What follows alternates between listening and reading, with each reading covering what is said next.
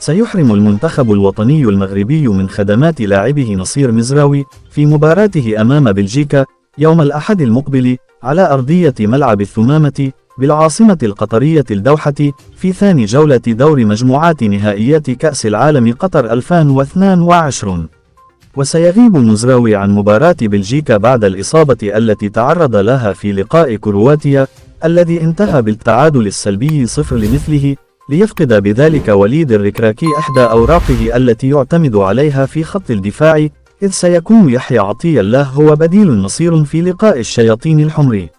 وفي السياق ذاته سيكون أشرف حكيمي متاحا للاعتماد عليه في مباراة بلجيكا، كما استعاد المنتخب الوطني المغربي لاعبه زكريا أبو خلالة بعد تعافيه من الإصابة التي حرمته من المشاركة في لقاء كرواتيا الأربعاء الماضي.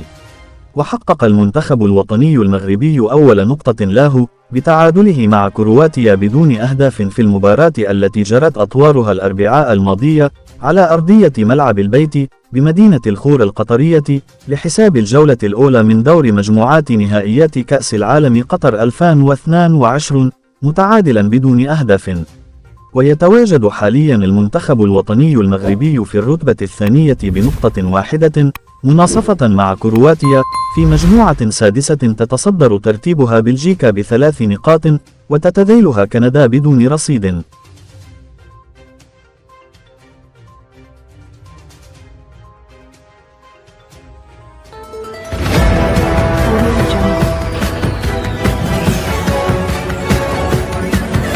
Audio